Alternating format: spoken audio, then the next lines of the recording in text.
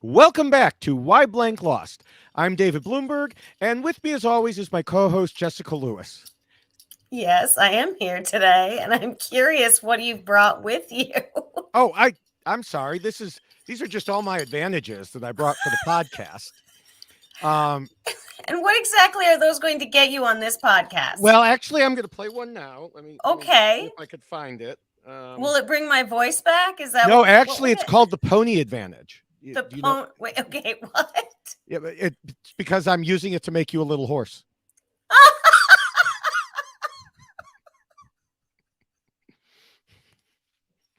You can't make me laugh because it's not going to help.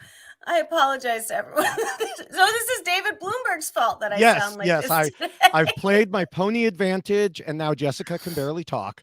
Oh my gosh. So that means she won't be able to disagree with me. So everything I say will be 100% right. No. Which of course it is anyway. Listen, if I have to lose my voice so I can disagree with you, that will happen. Oh, great. It's fine. Nice try. Maybe you can play one of your other advantages. Yeah, hold on. Let me and see. take it away entirely. This is a really big advantage. I should see what that one does. Yeah, it's. Unfortunately, having so many advantages didn't really work out so well for Drea, did it? Yeah, we'll have to see. But as we go down that path, we'll be guided in comparing Drea's game to the rules for winning that I originally wrote way back after season 1 and have been updating ever since. We'll look at all the non-spoiler information available to us from what we saw on TV, interviews, social media, and secret scenes. Although, once again, the secret scenes, while fun, not terribly informative. Really nothing. But before we get to the part where we discuss things before we get to the rules, I want to mention that I was on the world's best and possibly only Beyond the Edge podcast with Rob and Jenny yesterday. Started watching the show because it seemed like it might possibly be interesting, and because former Chicago Bears superstar Mike Singletary was on it. I kept watching it because, well, you like to make TikToks. Yes, that was actually about it. I have made at least one TikTok almost every week, I think a couple sometimes.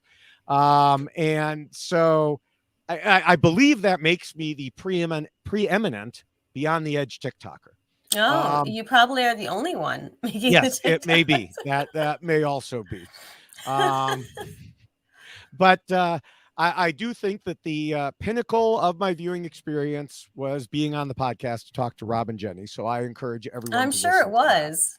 That's excellent. So, good for you. Look at you just making your rounds. That's right.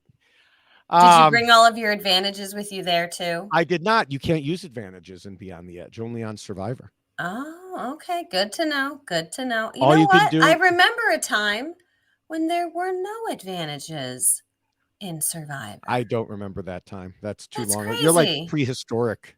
It really is. Era. It's like old school, right? Yeah, super old school. Yeah, I might have a few things to say about that. I should have worn that t-shirt today. Yeah, but you wore it last week. Did I? Well, within the last 2 weeks. I think it was last week. But I know I try to not repeat outfits. That's but right. I did have to repeat this t-shirt because this is our poster. So that's right. That's right. Now I under all my advantages, I'm wearing the Davids.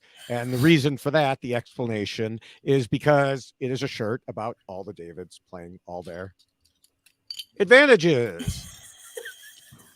So even though your neck is going to be tired by the time this is done, feel like Mr. T. Even though this is the Drea, not the David, but still it works. Close enough. So we do have more than a few things to discuss before we get to the rules. This one seemed to have a lot of different topics. First, I need to go back to the math we discussed last week, because you kind of hit me out of the blue and asked me what the odds were of two people being safe both seasons on Do or Die. Right. And I did something an engineer should never do, which was trying to figure it out live off the cuff while being recorded. Didn't work out for you. No. Well, it didn't, because it was pointed out to me by several people that I said it was like 50-50 for someone to get it right. And that's technically incorrect. It's actually a Did Voce jump in there? No. It's actually a 2/3 chance to get it right if they know what they're doing and switch. But it's a 1/3 chance if they don't know. So if you average those out, it's 50-50 because you don't know whether gosh, they'll know or really? not. Yeah. See? So I was right. Ha. Well, listen, I will say that the whole do or die thing, first off, needs to go away. Needs Just to needs die. It needs to die, yes. But I was thinking middle, and I should have. I was like, I'm going middle. I don't know why, but she went middle, and I'm glad that she stayed. Obviously, because I love to see her in the game, but like, I'm glad she didn't switch and she stayed where her gut told her to go, considering everything that had happened previously when she didn't listen to her gut. Yeah. And then Right. she decided to. So, but yeah, I just, as far as the do or die twist is concerned, it's really frustrating because I do think that I don't, maybe it was Mike that said, but somebody definitely said that all of these plans basically don't matter. And I'm about to Right. cough. I'm very sorry. It's okay. So while Jessica is busy coughing, I will mention that the actual odds here for two people who didn't do the right thing either time, I believe would be 1/3 multiplied by 1/3, or about an 11% chance in a vacuum. However, the whole question is skewed actually because we wouldn't even be talking about it if we hadn't seen it happen the first time. Right. So once the first time has occurred, it becomes just a straight 33% chance for it to happen again. Yeah. And So, and the thing is next season, obviously the new players who are going to be coming on have now seen this twist. And I can't imagine anyone is going to then participate in the immunity challenge knowing that this is what is going to potentially happen with the first person that goes out. yeah, well, hopefully this, like we said, will die. Mhm. But you mentioned that you also felt it was the middle or whatever one Lindsay picked. And Ricard talked about this on the recap podcast, and I think he may have been right in saying that Jeff may have been subconsciously and unintentionally signaling the players as to which box was which. Now, this again, see, we just educated you on math. Now I'm going to educate you on some other things. This Interesting. this is called the clever Hans effect, and it can happen sometimes where people just it's not even intentional. Mm. And um, and this is one reason that, for example, scientific studies are double blinded so that nobody can actually tip their hands. If the doctor doesn't know if he's giving you a placebo or a regular medicine, then he can't actually accidentally signal that to you. Interesting. So in this case, the problem is Jeff had to know which box was which so he could show a skull box after the first pick. Right. So about the only way around it would have been, well, I guess there are two ways. One, for him to be more, to understand himself more and make sure not to do that. The other is for him to have no idea and to be like signaled by a producer who did know as to which box to open. I suspect that was a bit too complicated to go through for the show. And hopefully we'll never see it again. And therefore it won't be an issue in the future. But imagine how much we would have lost out, like you were just starting to say, on this great tribal council if Jeff's stupid little twist game had knocked out Lindsay instead of there being an actual tribal council. Right. But we need to go back. What did Jeff do that made her pick the middle box? Oh, just Ricard mentioned that just the way he was motioning, that it looked like, now I didn't go back and verify, Ricard said that this was what had happened. And, that like when he said one box is safe, two boxes aren't, there was some hand waving that looked like he was kind of subconsciously indicating which one was safe. Interesting. Now, some people may say, and I actually saw this on Twitter, I think, some people may say, oh, well, he was doing it on purpose. Well, that doesn't make any sense because this is Jeff's game. He wants it to go off. He loves it when his twists happen. So the last thing he would want to do is purposely tell someone that they're safe, which one to pick. Right. So, but I do think that it's definitely lost any potential luster that it could have at this point because and now it never really had any. It never really had any, but I think that idea that Jeff was hoping to create with this has gone away at this point because now everyone knows what it is and all the players coming up are going to know what to expect. And I just don't see them actually participating. I really Yeah. don't. That would be so amazing. There was a lot of people asking that on Twitter. Like, what Yes, happens if only one person does I it? would What have loved happens to if have no seen that. people do it? I think the answer is if only one person does it, then they win immunity. I don't see how you can make them do or die when they literally just won. Right. Um, and if nobody does it, then we all point and laugh and Jeff cries. Mm-hmm. Or more likely they cut it and they say, oh, there was no challenge, everybody's vulnerable, or something like that. Something. Yeah. Yeah, um it's definitely, and it really is, it's just so frustrating to see this particular episode had so much incredible strategy mhm. happening and discussions and really forward, like deep thinking about the game and options and ideas and plans. And then you could have it just all go Well, away. and I was certain that was, I mean, anyone who saw me on Twitter, I was certain the Yeah. whole show that Lindsay was going and this was all for naught. Mm-hmm. And I'm glad in some ways that I didn't look at the clock, because all you had to do was look at the clock to Oh, I definitely looked realize. at the clock and I'm like, Yeah. okay, it's 8:47. We've got time. Yeah. Yeah, and I did not. So I was kind of glad I didn't. I didn't accidentally spoil myself on the outcome. Mm-hmm. So I, got to be excited when Lindsay picked safe, even though she made the wrong mathematical choice, just like Deshaun did. But yeah, it happens. But again, maybe it comes back to Jeff waving his hands around. So who I don't knows? know. Hopefully we'll never see it again. I'm Yes, walking into my table. exactly. I'm trying to mute and move my hand. This is going to be a rough podcast, everyone. We'll see how much of a voice you have left by the I end. I'll know save it's I'll really, save all my controversial stuff that you might disagree with till it's going to then. be terrible. So Oh, I I bet. You apologize. know what? Okay, you can't use this. I'm going to tell you this right now. Okay. I'm thinking by the time we get done, you're going to get to the conclusion. You're going to give your conclusion. Then you're going to be like, "Oh, David, I can't do predictions. My voice is totally gone now."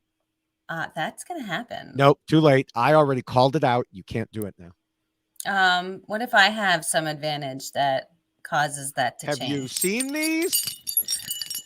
You don't think I have a counter advantage in here somewhere? That's true. You probably do. You could cancel out my Yeah. advantage. Yeah. Mm-hmm.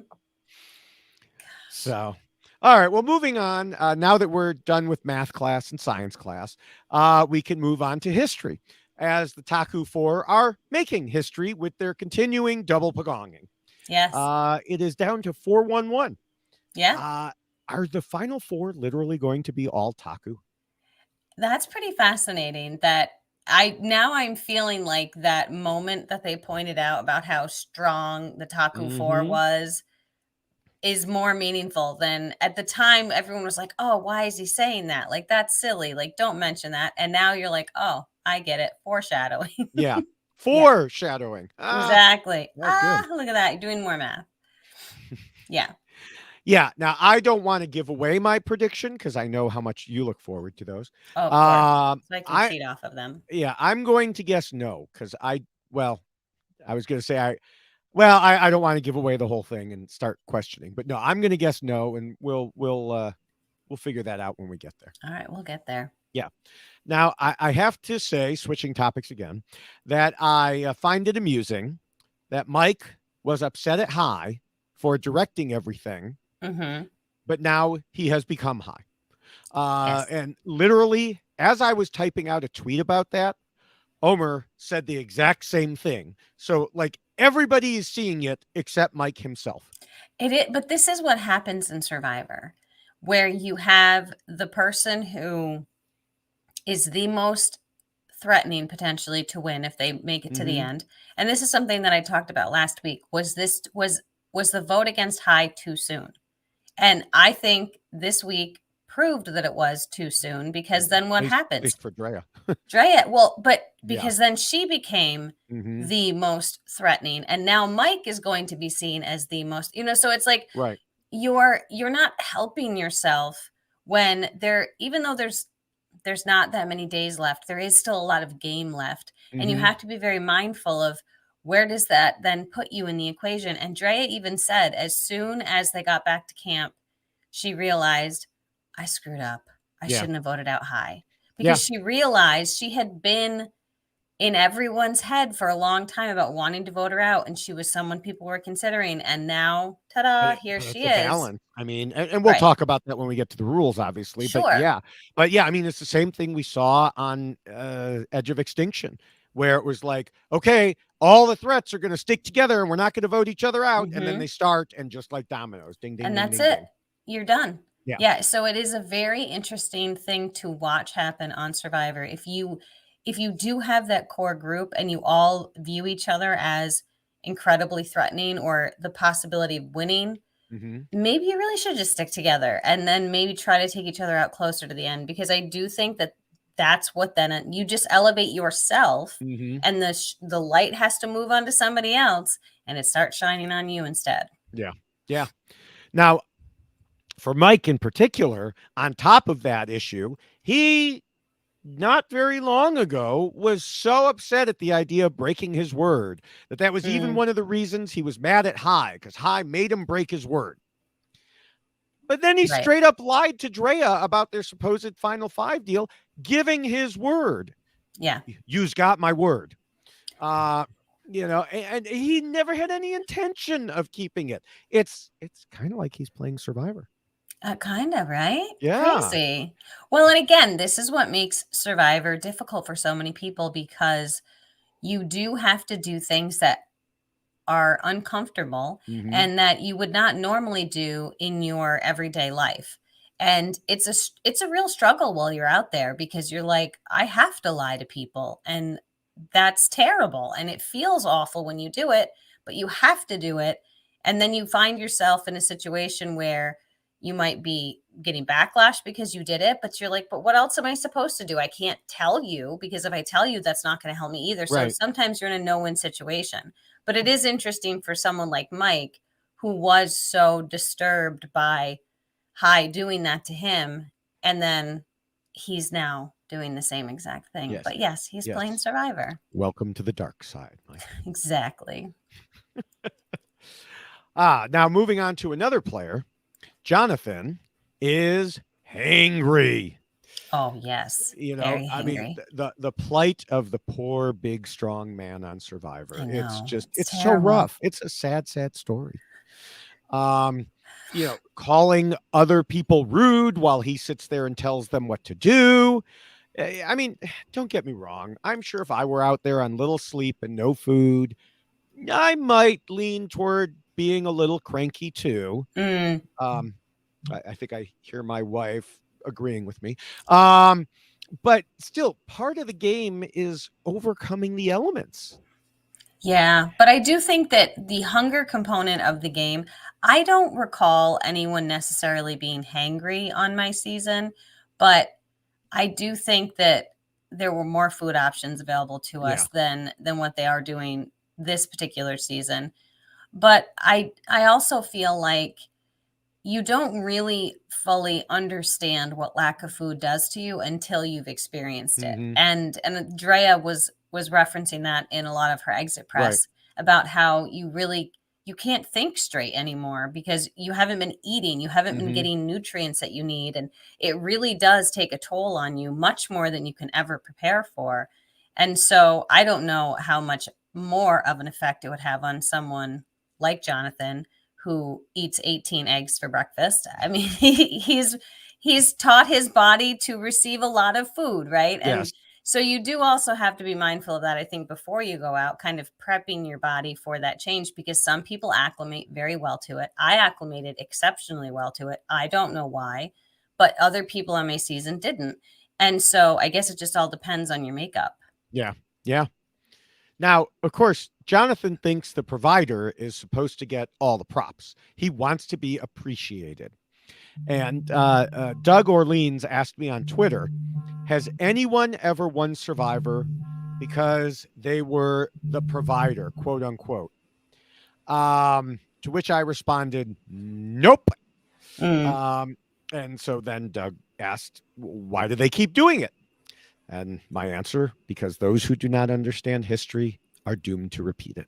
Yes. But I will say there is a great appreciation for the person who is the provider, because they're doing the work and we're getting the benefit. Right. So that's lovely.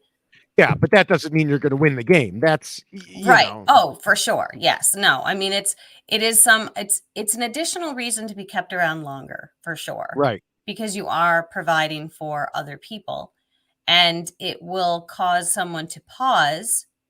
Then you can certainly make that a consideration when you're right, thinking about who do you want to vote for. right, And so if they're feeding you, you might be less likely to want to vote them off. However, you might still want to vote them off. And even if they make it to the end, you might not want them to win just because they fed you. right. So there's all of these other Exactly. factors for Yeah, sure. yeah. Okay, so to end this segment before we get to the rules, let's talk about the end of that tribal council and the amount of Yes. information that Drea gave out after the final vote was read. Hmm. Now, Ricard, again on the recap podcast, said that just as you can't pass an idol after you're voted out, you shouldn't be able to pass on information either. I agree. I mean, That's an interesting point for sure. even though it was fun and entertaining, it was not good for the game.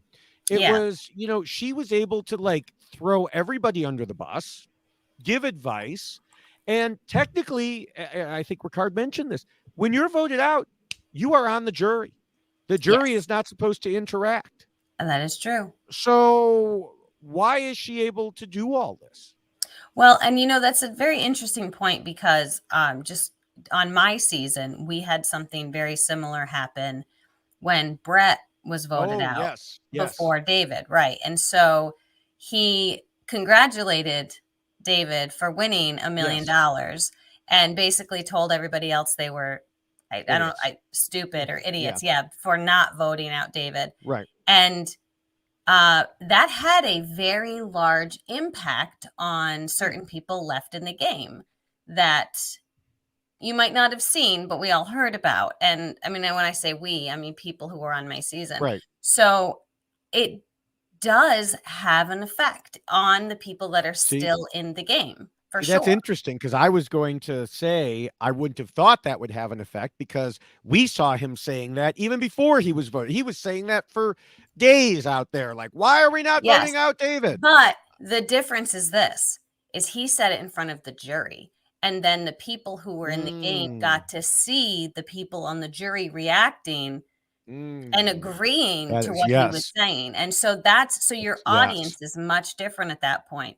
And so you are directly affecting the game because the jury is sitting there when you're saying these things, and suddenly it can completely shift how you think the jury is perceiving you in the game and the rest of the players in the game. So I think that's a really significant component to consider, and that maybe you should be allowed to say anything when you're walking out the door like that. You should or shouldn't? Shouldn't. Yeah. I never even really thought about it that way because I think that we've seen players do it in years past, but I don't think we've seen players do it to such an extent like she did. I mean, she really just ticked everything off her list. And I now reflecting on that, even though in the moment I was like, wow, this is pretty incredible that she's airing everybody's dirty laundry. It's not fair to the people who are still in the game because nobody knew that Omar did that to her. Right. Only she knew. She could have told the jury, though, which there's that component as well. There is. Certainly share it with the jury. But she was telling the players in the game, basically, don't trust Omar. Right. So that's directly affecting the game. Yeah. So yeah, I mean, I was going to say, I don't know how you enforce it, but like anything else with threats, like don't do this or else. Well, and Jeff does like to threaten people. Yes. Like in your season, as we heard Adam recount, he threatened to kick all of you in the jury back, kick your asses back to Big Brother. So yeah, he was not very happy with some of us at one point. Yeah. But so but also there is a very real ability to control players in the game if there is a veiled threat like that. I mean, you're talking about a game for $1 million, which that is what Jeff reminded us of. He basically told us, you're not going to F with my game for $1 million. I mean, he was very frustrated, and he rightfully so, because it is a game for $1 million. Like these are huge stakes. No, not to him. He was at the end of this tribal council. He was like, "Oh, remember, it is just a game." I know, but in his mind, He's become $1 more million, childlike. right? But for everyone who's there, I know. Yeah. oh, come on, right? So Yeah. so I do think that that there would be an effect if you told players you cannot say anything Hmm. about what happened in the game when you're walking out. I think they would listen. Yeah. Yeah. I mean, it is a fine line. Like, even someone walking out and saying, "Oh, nice lie." Well, is that saying something that they shouldn't? Or, Right. good play, or you got me, or where it's a fuzzy line. I It's think very fuzzy. Drea clearly went past the fuzz, but Yes. there are some things that would be fuzzier. Again, I thought it was, her exit was very fun in terms of Yes. how she handled it. Yes. But yeah, there is this question that we have to address. That's So, very fascinating. I think that is a really interesting point. mhm. So, all right. Well, we've covered a lot of ground here. Do you have anything else that we're not going to hit in the rules? Well, I think we're going to hit all of the things I want to complain about in the rules. So we're good. Oh, complain? We would never complain. I don't know what you're talking about. Never. Well, before we move on to see how Drea did, we just need to mention that the rules we're about to discuss Mm-hmm. come in much more colorful. I'm not even drinking today. That was last time. Much more colorful version, which is poster form. Mm-hmm. So you can go to robhasawebsite.com/yxlostfeed, scroll down to the poster as I just did, and click on it. In addition to the poster, we have other ways you can get the rules, so you can always have them with you in t-shirt form and I went on that's right, t-shirt. and in mug form and in sweatshirt form. There's the poster version, there's the checklist version. All of these are available at robhasawebsite.com/yxlostfeed. And you should definitely buy it all. Yes.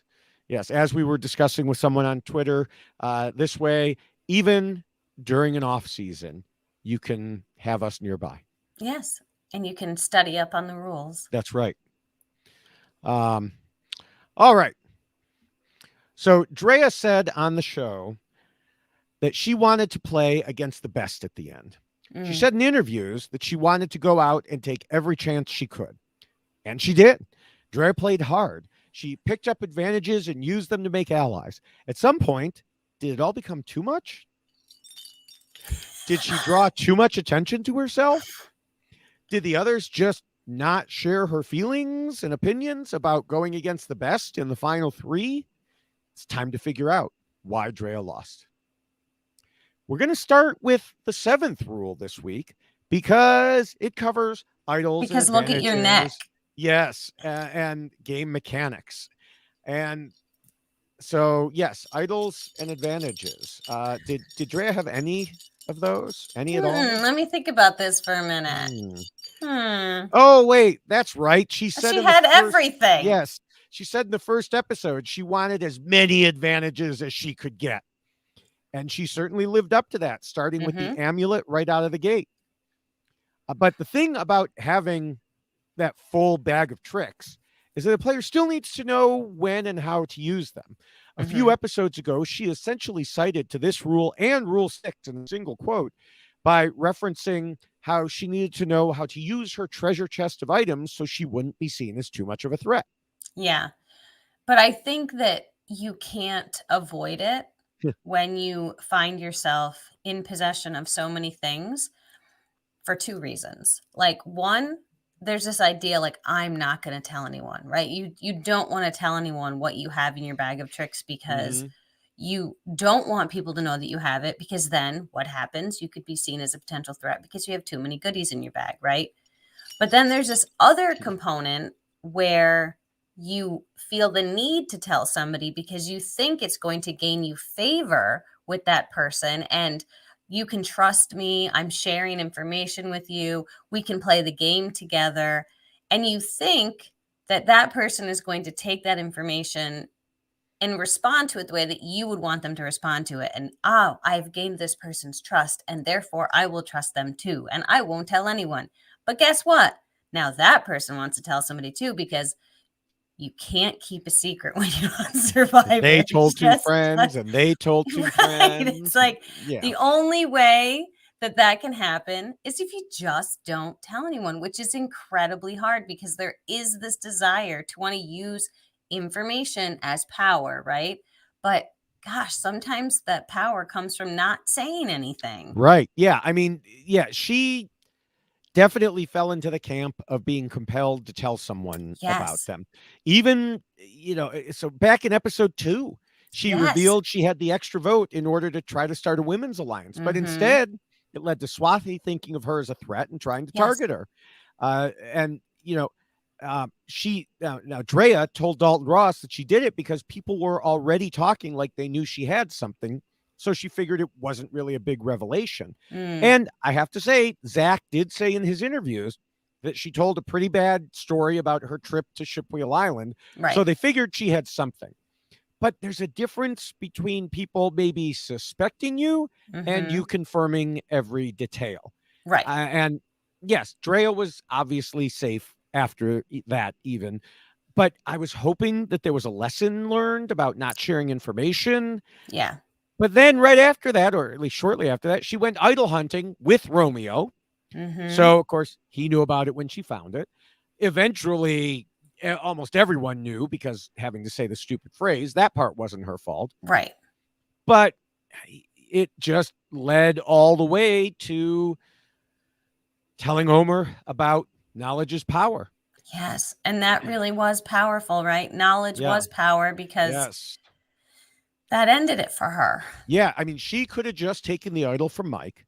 Mm-hmm. I presume, based on what she said, she would have played it at that point. Mm-hmm. Mike would have likely been sent packing. But she said that she saw Omar looking like he was panicking, and she thought that she had convinced him that they needed to stick together and he needed her to stick around for his game. Right. But here's the thing. She didn't need to tell him to make any of that happen. Right. She could Exactly. have just still continued to play and then take the idol from Mike, save herself, vote out Mike because and she could have still used both of her votes if she wanted to. Mm-hmm. And just to maybe assure that he was going to be the one going home because clearly other people voted for Mike as well. And then there you are. So she didn't have to do that in order to solidify anything with Omar. He was already solid with Right. her. Right. And they were already planning on going to the end together, even though they had just voted out high. So there was really no reason for her to do that because she had the ability to just make it all okay herself. Yeah. Yeah. No, I agree. Um, this. Yeah. I don't know. I think it's just the urge to share. And I And think I so too, just. because she did say that she felt very close to him because they had Mm-hmm. connected on a Right. very personal level. And again, this game has a tendency to make you feel different things in Mm-hmm. different ways. And if you're looking for someone to kind of be your solid number one, and this is Mm-hmm. someone you ride or die, you hear all these terms, and that's what you're looking for. But sometimes you just have to think about yourself and be selfish because this is a game for $1 million. And you have to think about, okay, if I don't tell him this, what can I tell him after? Because Yeah. I will going back to camp and he might be frustrated with me. And then I can explain to him what my thoughts and beliefs were. Right. And then also at that point in time, you would have seen what the votes were. So she would have known how many people voted for her and how many people voted for Mike. And that would have given her some intel as well Mm-hmm. as to where does Omar stand, because Right. who did he vote for? Yeah. No, I agree. I mean, it's. Yeah. Yeah. That was rough. Now, as far as the other advantages, I do think she used them as well as she could in terms of other ways. So, for example, she used the fact that she and the other idol holders knew about each other, Mm, and she and the other amulet holders knew about each other. right. So, she and Mike agreed to let each other know if the other's name came up, and she made the same deal with High and Lindsay. Now, I was going to make a joke about how worthless that obviously was, considering they voted out High and then voted out her back to back. But I do think it actually helped bond them at the merge and bring the majority alliance together. So even Mm, though they went against each other over the past couple weeks, it may have helped them get to that point. Right. Now, one of the things she mentioned too in her exit press, which I thought was interesting, was could she have used the knowledge is power to steal the amulet from, is it Lindsay that, Yes. yeah, from Lindsay, and then turn it into an idol? And she didn't even think about it. She said in an interview, Right. it But wasn't, like, I don't like, know. I'm curious. I don't know. Um, I See, there's think, too many I think rules with Jeff, these damn things. I think Jeff would have let it happen Yeah. because he would have thought it was immensely cool. So I think Right. he would have let it happen. So then she could have stolen it, and then all of a sudden it becomes an idol. Right. So, Fascinating. yeah. But I still think in that case, it would be better for her to take it from Mike. Oh, I don't disagree. I don't disagree at all. Because Lindsay was immune. So, it makes more sense to take it from Mike and vote Mike out. Right. So, as far as playing her own idol, a couple weeks ago, she definitely did the right thing there because Jonathan's master plan was to vote her out. Part of it was her recognizing the red flag of him talking about allegedly targeting Marianne to get rid of the idol, when of course she knew her own idol was public knowledge. So it's kind of like, what? Which of course, was part of the reason Lindsay was telling Jonathan it was a stupid plan. But so, yeah, she knew going in she was the target. Yeah, and she played her idol. So well done for her on that one. Well, and listen, the thing too, I mean, I'm certainly not trying to give her guff for how she utilized any of these things because, for one, a lot of this is new, right? I mean, these are all new things that people have not had time to really process and think about and try to understand.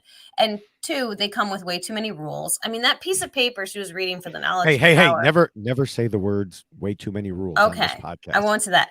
Too many words. Yes. As far as how to use this thing. I mean, to me, if it looks like it's a paragraph, that's too much. It shouldn't be that way. This is Survivor. There shouldn't be all of these other things and computations and if thens or that and sheep on, I don't know, whatever it is. The soccer, I don't know, like AstroTurf, whatever. Yeah. I mean, like bunnies and mailboxes, like, come on. Like if there's too many things that are connected to this idol or this amulet or this advantage, to me it detracts from the actual game. It takes away from people's ability to just play the game, the social component that we all love. And I know I've complained about this before. So I know, right? But she certainly, I think, did with it what she thought was best, considering all of those things, because again, this is all new. But in hindsight, we all do this. I mean, I did the same thing after I left. I was like, oh, I should have done something with my legacy advantage and maybe I could have gotten someone to flip. But when you're having those thoughts, it's after you've eaten and slept and revisited everything in your brain. You have a much different process that you're going through. Yeah. So and I think it's a lot to thrust upon players when there are so many advantages that can affect the outcome of the game. Right. All right. Well, we can move into the first rule and get kind of back on normal track here. And because despite the fact that Drea had collected, her array of armaments, the most important rule is still to scheme and plot. You could have all the advantages in the world, but it won't matter if you don't have a good strategy alongside it. Generally, I think Drea did have a good strategy, and we'll discuss some of her earlier game moves in a moment. But, again, I'm taken back to what we just discussed a little bit, why she told Omar about the knowledge is power advantage, because that's part strategy. And to go back to what you had said, we didn't see how the two of them were tight. We heard about it from High last week on interviews. And we even discussed last week how frustrating it is when something like this happens where the show doesn't tell us anything about close relationship. I guess we know why now, because Omar was just going to dump her on the side of the road anyway after dumping High on the side of the road. Right. But yeah, Drea expanded in interviews how close she was to Omar. And, She said he was the first person she had a one-on-one conversation with about the topics that came up in the Double Tribal Council. That conversation was emotional enough that she thought she had connected with him on another level, but he always kept it game. She just thought it was a close enough relationship to tell him about that plan. Well, and I want to jump in here too, because Yeah. I do think that this is a lot of credit to Omar for Yes. his ability to play the game that he's playing in a way that she didn't think he was going to tell. And he's been Right. telling everybody's stuff to everybody. I mean, Yes. he is definitely not keeping people's secrets. He's making things up that aren't true in order to turn people on each other. Mhm. He's so stealthy and so good at it that it just adds another level to why she probably thought she could tell him, because she had no reason to suspect that he would do otherwise, even though he immediately took that information and went, what can I Yes. do with this? So, it's a talent to be able to pull that off, as long as he's been doing that in this game. Yeah. Yeah. I mean, we'll end up talking about that sometime within the next couple weeks. Yeah. But yeah, he's doing a great job of pulling the wool over everyone's eyes. And but the thing is, she just saw and helped him orchestrate the vote I out know. of their supposed final three partner. And she had to know that Hai seemed, close to them. Right. And also that Mike seems close to Omar. Right. So if you're not sure, or even, I guess, even if you are sure, I am certain that I am this close to him, why tell him? Right. And it goes back to that. here's my little tidbit for future Survivor players. If you are so excited and you need to tell somebody, just tell one of the producers when you're sitting down talking to them and you're like one-on-one, to be like, guess what I'm going to do? This is going to be so exciting, because then you can at least get it off of your chest. You can tell someone. You don't have that dying urge to just be like, oh my gosh, I have to tell somebody something. And just go talk to them. Go find them. Be like, Yeah. I really need to talk to you. Maybe that'll make you feel better. Yeah. Now, for Drea, we did start kind of at the end of her game for this rule. But if we go back to the beginning, we see she'd been making solid allies the whole way through. At the start, she and Romeo were super tight, controlling the tribe, using Roxroy as part of their alliance, though later she became super tight with him and hid that so nobody knew. Romeo even talked about Drea, proving how important it is to have that one person you can trust in the game. In fact, going back to what Swathi had said, she told Rob one reason she wanted to vote Drea out was she didn't like how Drea had too much control and power. So yeah, and she did it in such a calm, yes, in just like natural way. It was incredible to see her creating these bonds and these relationships, because it was just kind of matter of fact. And she did say, she's like, the same way I am in life is the way I was out there, which is it's a testament to anyone who wants to play this game and thinks that they need to be something they're not. She really was who she was out there, and it worked. It definitely worked, because people gravitated to her. They wanted to work with her. And it definitely was just a very straight way to play the game. It wasn't underhanded. And it was definitely getting her further in the game, and also causing people to think that she was a threat, which we're going to get to. Yes. So yeah, I would say in closing that rule, in addition to her arsenal, she definitely knew how to strategize too. Yes. Now, the second rule says not to scheme and plot too much and to keep your scheming secret. We already dealt with a certain aspect of secret keeping. But I just mentioned how Swathi worried that Drea, about Drea, because she had too much control and power, which could indicate a potential violation of this rule. But Swathi was the one sent packing, so it clearly wasn't a big problem at that specific point. Right. And I think that goes back to just her ability to manage the information and the people who she's speaking to and the conversations that she's having. She certainly knew everything that seemed to be going on. And she talked about how she knew that her name was being brought up time and time again. And she was always able to kind of maneuver through that and make people think something else or change their mind. So she was clearly listening and paying attention, as she said she observed. And she certainly did that very well. But yes, I mean, unfortunately, sometimes you just gotta not share your secrets. Yes. Yes. Now, as far as being overly schemy, I can't think of any other instances where people were thinking Drea was that way. She No. worried about that, but I Right. don't remember, or she worried about other people being like that, but I don't remember any fingers being pointed back at her. Yeah, no, I don't think so either. Okay. So we can move to the third rule, which tells players to be flexible. How do you think Drea did here? Oh, she was great. I think Romeo is the perfect example of Yes. how she was so good at this. Are you reading my notes again? Maybe that's it. Yeah, because she was realizing very quickly. Anti-note reading advantage here. Hold on. There's so many advantages. Yeah, I mean, I think that she said that they were super close and he was her number one. They were, definitely wanting to play the game together. And then once they got to the merge, all of a sudden she realized, wait a second, what is he doing? Like, I'm now doing all of the work. He's not doing anything. And he's separating himself from the tribe. He's becoming paranoid. And she knew that that wasn't going to be beneficial for her game. So she was like, I'm out. Like, we're done.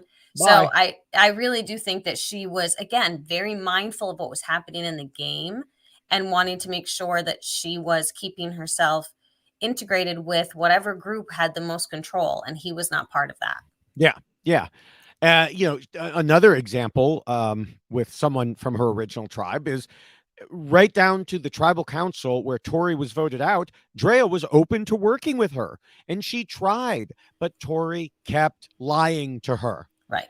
And she's like, oh my gosh, I want to work with you and you're still lying to me. Yes.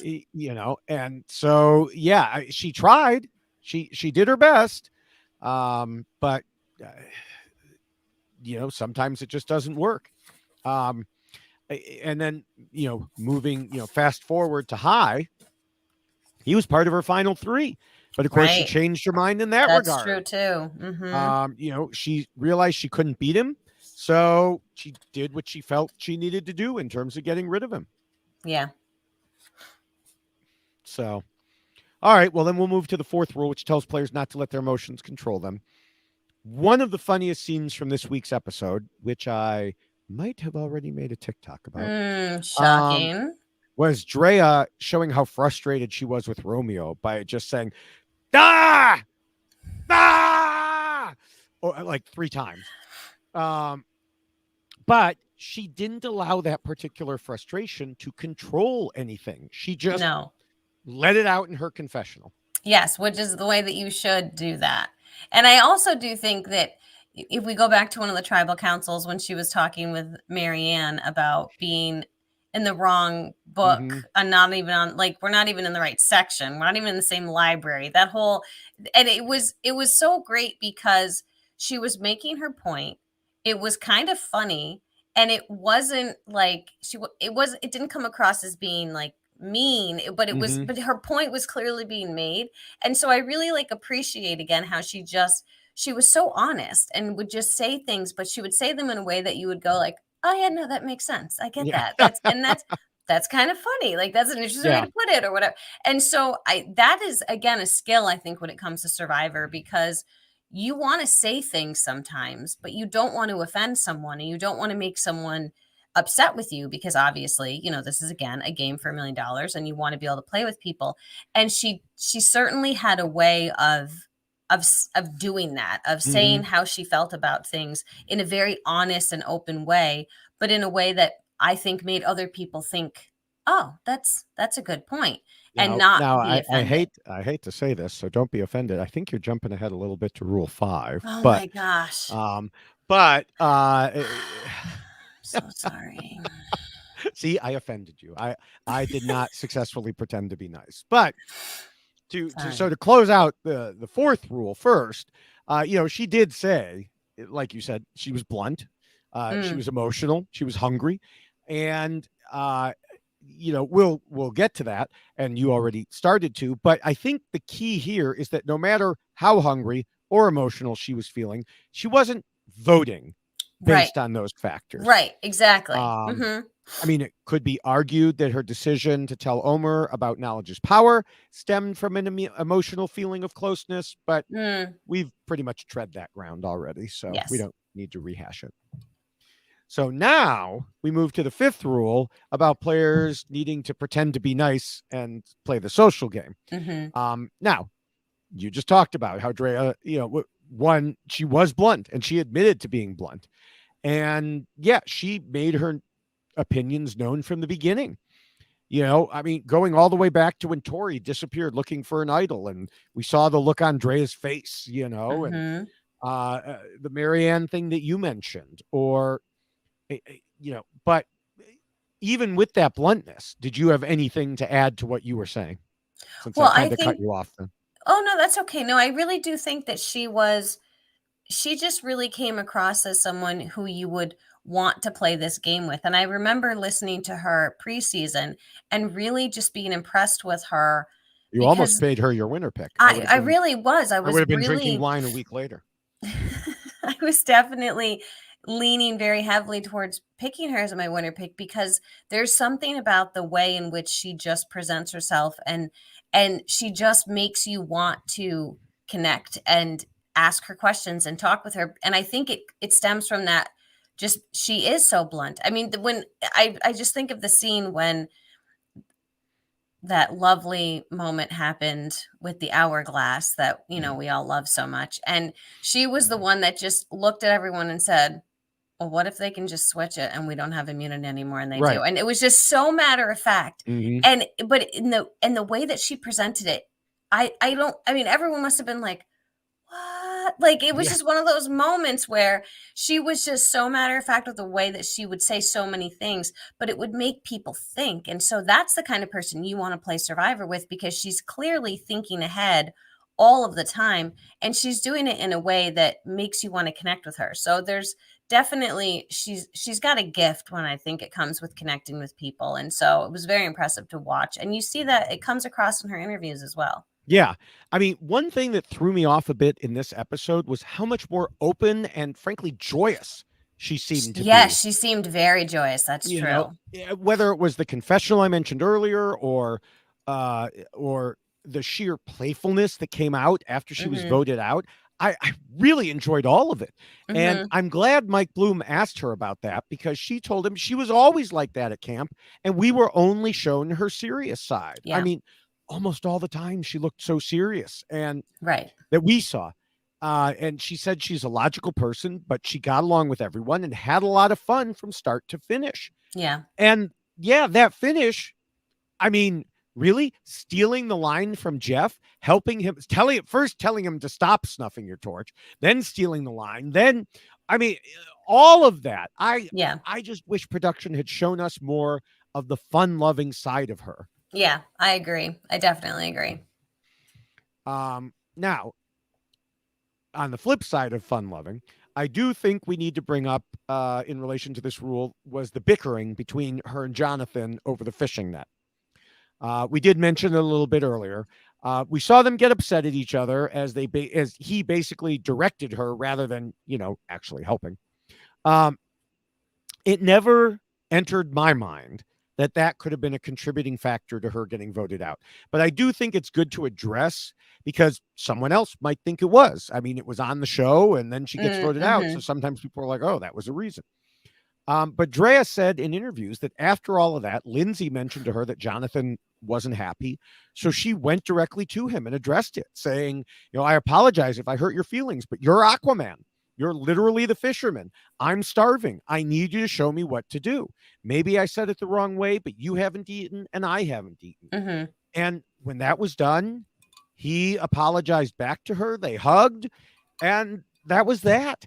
And Yeah. to me, it just shows how much she understood how to handle the social aspects of the Yes. game. Because so many people would have been like, well, screw him. He Right. was just a jerk. I don't Right. need to apologize to him. Right. You Yeah, I know? mean, and this goes back to what we were talking about before, just her Mhm, ability to kind of read the room and understand what's happening and diffusing a situation before it even becomes a situation mhm. is a really incredible thing for someone who's playing this game to know how to do, because that could have turned into something and it wasn't. And she made sure that it wasn't. And I just think that ability that she had carried out throughout the game, because all of her interactions were just, it was so in tune with what was happening with the other person. Yeah. All right, well, we can move to the 6th rule, which warns against being too much of a threat. And too much of a threat. This What's might around have, your neck? yeah. threat vantages. Yes. Now, this was something that was definitely telegraphed in this episode. Drea said in interviews that her name was always out there as a possible target, and we certainly heard about it this week. I didn't even catch all the mentions, but the ones I got, Jonathan said if Drea makes it to Final 3, she's going to win, and she had too big of a resume. Marianne said she'd win in a Final 3. Mike called her the biggest threat he was not aligned with. Yeah. Omar said that she was a really strong contender to win at the end. And for her part, Drea said in interviews that she was 100% aware of what other people thought. And that's why she said she was trying to let other people shine. I guess my question is, did she? Well, I think that that's an interesting question, because she is someone who she's a self-made entrepreneur. She has her own business. Right. This is someone who definitely pushes in life. And so when you are then in a game like Survivor, I think it's really hard for someone like that to take a back seat and not just appear to be in charge, whether or not you're even trying to be. It's a natural thing that she just possesses. And so her idea of taking a back seat, well, she talked about the peanut butter and jelly challenge and how she wanted to sit out. And part of the reason she wanted to is because she's like, there might be an advantage over there. And so I'm going to go get it. And so rather than let somebody else get the advantage, she wanted to get it. So, it's one of those things where if you want somebody else to shine, you need to give someone else a chance to do so, right?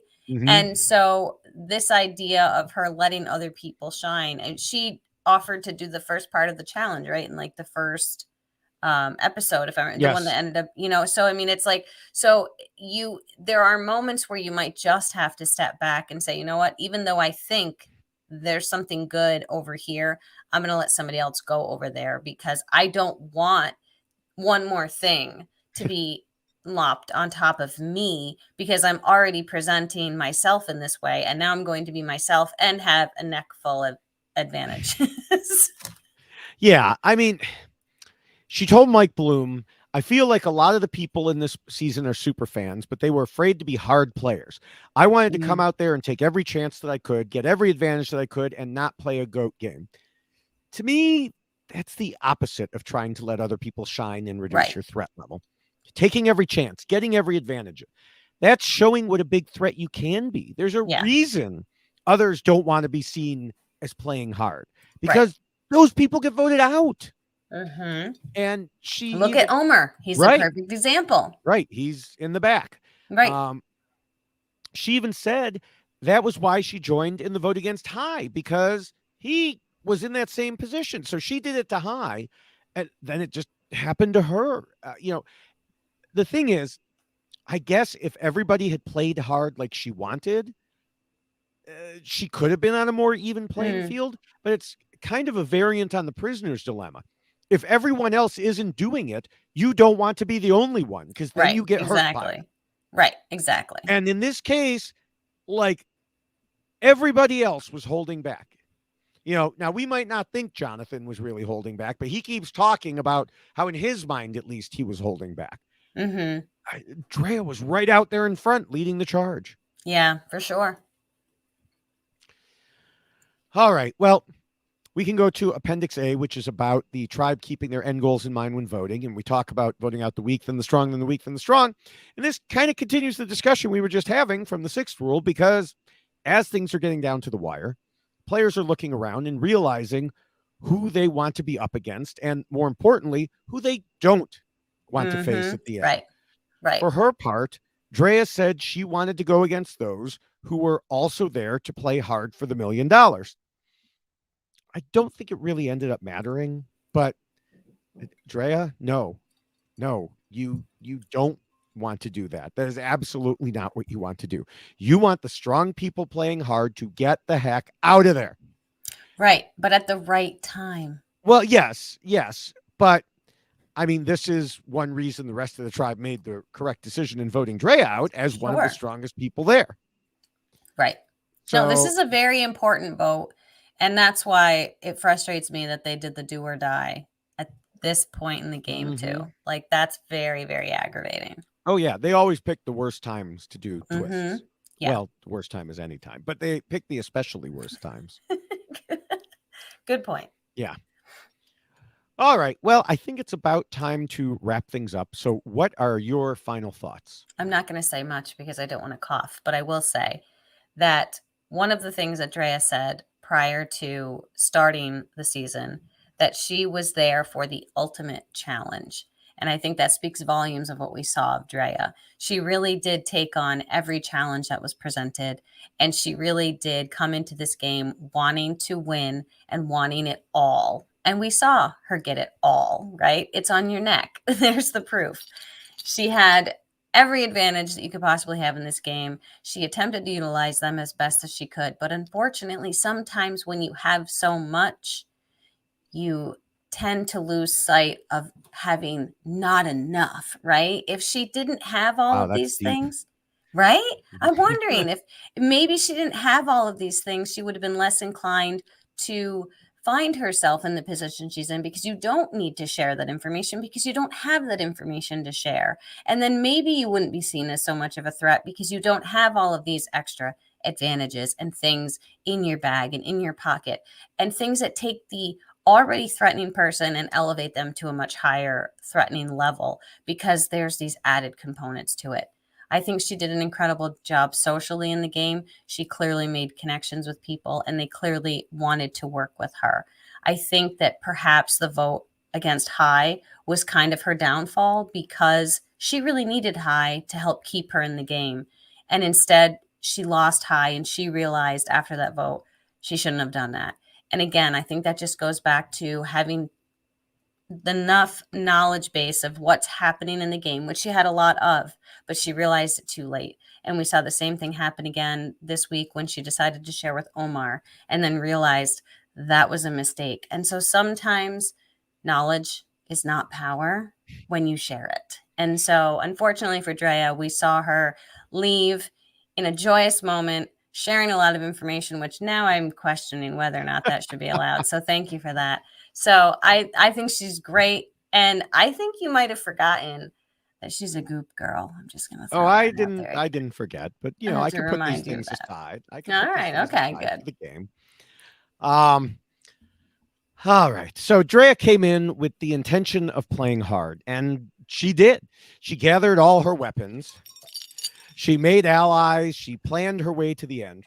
The main problem was that everyone else saw her gathering all those weapons and planning her way to the end. And they knew if she got there, she would beat them. She might have wanted to go to Final Three with strong players, but that was definitely not what everybody else was thinking. Why take a likable, strong, strategic person to the end when you could take someone who's been viewed by everyone as just sitting around and eating the rice while doing nothing else? Drea knew she was a threat and that everyone was going to be targeting her, but what she didn't know was that her very close bond with Omar was closer for her than it was for him. And he was using it on more of a game level. I know on Survivor, everybody is human and they can get close, but Drea talked about wanting people to play hard and, turning on someone who thinks you're super close to them. That is playing pretty hard. By telling Omar about knowledge is power, she gave him the knowledge to take away her power. And he did just that. Recall what Liana said on Twitter last year. If everyone has the knowledge, you don't got the power. Exactly. Omar used the knowledge she gave him to seize the power as well. Drea was going to be the target anyway. But if she just hadn't trusted him with this one piece of information, she could have made it past at least this tribal council. And then who knows? But she got into this position by becoming a huge threat to begin with. So even if she had succeeded, It might have only delayed the inevitable by one vote. We don't know. As I said, Drea played the game hard and she did a great job in many ways. But too many players who excel like that also end up painting a big red target on themselves and not just on their hand. Drea did exactly that, and everyone else knew that target had to be knocked out. And that is why Drea lost. So before we get to predictions and your voice suddenly mysteriously goes away. I can't. Yeah, I can't. Let me remind everyone that the rules we just discussed are available in poster form and t-shirt form and other t-shirt form. So many forms. Mug form, you name it, it's there. Again, just go to robhasawebsite.com/yxlostfeed. Yes. So, predictions. I'll go first so your voice can still recover. Drink something just to make sure. I've been drinking my water the whole time. I know. So, next week, there are so many things at play. 6 players remaining. 3 are immune. At least. Marianne has an idol. Lindsay's amulet became an idol. Omar has Mike's idol. And a 4th could win immunity. It might literally be a choice between 2 people.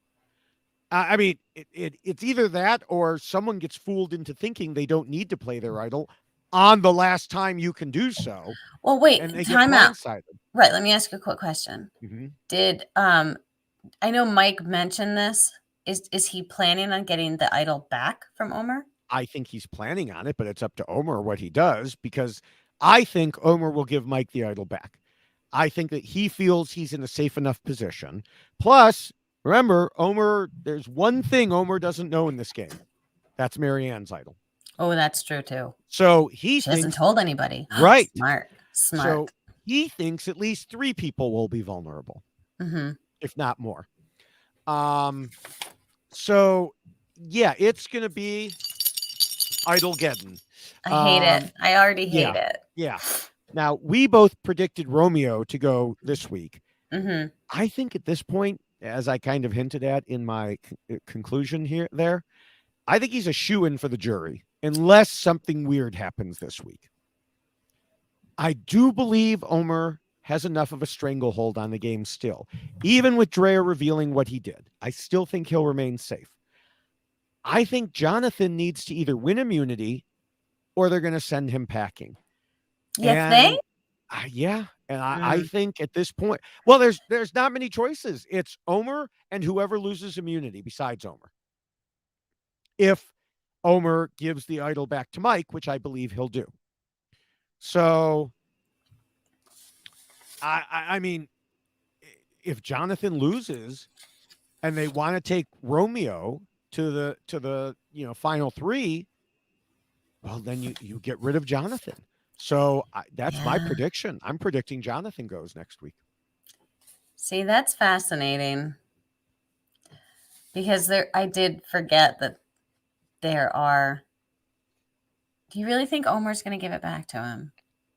I really do. I think he values the social game more than anything else. That's interesting. I think he will lose a lot of brownie points with the jury if Mike gets in there and says, Omar saved me by, having me hand him the idol, but then he didn't give it back to me and I got voted out.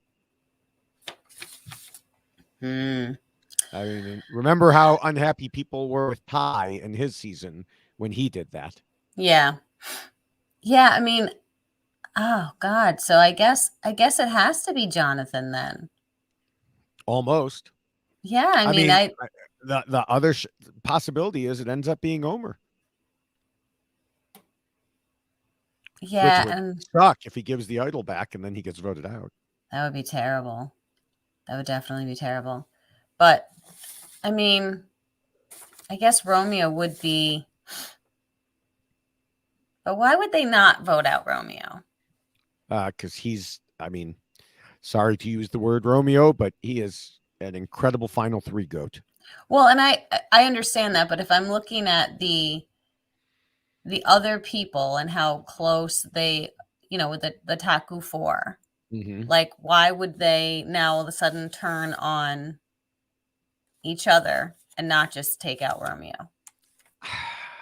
Because I mean, Lindsay's been talking about getting rid of Jonathan for a while now. I know it's only been talk. Right. I don't know. And this is why, going back to the beginning of the podcast, or earlier in the podcast anyway, this is why I don't think the Taku Four will be the final four. I All think that right. they're going to get rid. I mean, maybe I'll be wrong, but No, but I think it makes sense. I think it definitely makes sense because I forgot that there's 3 idols now and only 6 people, and so there will only be 2. But here's the other thing: what if one of the people that has an idol wins immunity? right. There's 2 to 3. Right. Although if I'm someone who has an idol and I win immunity, I may give the idol to someone else that I want to make sure stays safe. Right. So, Maybe Omar says, I'll hold on to the idol and let's see who wins immunity. man, I don't want to pick. Yeah. I don't want to pick. I really don't want to pick. Well, you have to. You've already given away that your voice isn't gone yet. I know, and I need to cough again. Uh-oh. So let me, I don't have anything. I'll do a song and dance here while Oh, I'm she's back. I'm deciding. back. Oh, okay. So, God, I'm just gonna say Romeo. Okay. Just to be different. Well, because I just feel like it just seems, I don't know. I Yeah. just feel like it makes sense. Yeah. Okay. All right. Well, as we wrap up, I want to encourage people to check out the RHAP patron program at robhasawebsite.com/patron. You can get access to our weekly Survivor Academy podcast, the Patron 5 for 5, and more. And when Rob isn't talking directly to everyone, there are Facebook groups and Discord to keep you occupied with a great community of people, including both of us. That's right. Where you can talk about Survivor, Big Brother, life in general. And you get first dibs to tickets to live events like the one last week in New York that was sold out to patrons. There was no chance for anyone else. Like immediately. Yeah.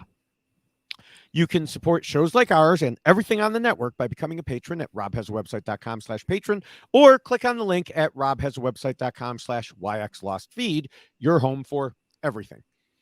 And once you get to the Facebook groups, make sure to say hello. And you should also say hello to us on Twitter. I am at Jessica Lewis 89 and David is at David Bloomberg. You should certainly follow us both so you can get both sides of the story and all of the incredible live tweets throughout the show itself and then throughout the week and all the TikToks as well that David Bloomberg likes to post.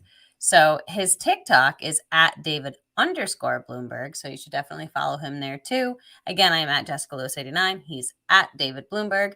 And also follow him on TikTok as well. Yes. And Instagram, I am david.e.bloomberg if for some reason you don't want to use Twitter or TikTok. And I'm at Jessica Lewis 6789 if you're really interested in Instagram as well. Yes. There's so many names. Yes. Everyone should make sure you're subscribed to all of the RHAP Survivor podcasts by going again to our YX Lost feed page. You'll find great content like the Know-It-Alls, the Stock Watch, Survivor International, the B&B, the Recap podcasts, the Feedback podcasts. You name it, it's there. All your Survivor needs are there. And then some, probably. Yes. And can I do thank yous now? Yes. All right. So I'm going to thank Scott St. Pierre for all of the incredible editing that he does, not only for the Why Blank Lost podcast, but all of the podcasts on RHAP. So thank you so much, Scott, for all of the work that you do in the wee morning hours. And it's crazy when you're actually posting these things. So thank you so much. And thank you to Will from America for the theme song that you've created for Why Blank Lost. It's incredibly catchy. We love it. Thank you so much for doing that for us as well. Yes. And thank you, David. Although not thank you for playing your pony. Yes, pony advantage. Pony advantage, because this was not fun. So I apologize to all the listeners for having to hear my let me see froggy if I have throat. A pony nullifier. No, sorry. You're just going to have to be like that going forward. That's terrible. I believe it expires in several days, though. So I hope it does, because this is terrible. Yeah. Terrible. So thank you for toughing it out with us here. I actually think when you listen back to it, you'll find that it was, it sounded pretty good. Oh, that's good because in my head, this is so bad. So yeah, thank you again, and everyone else, and you of course too. We will see you again right here next week. Bye. Bye.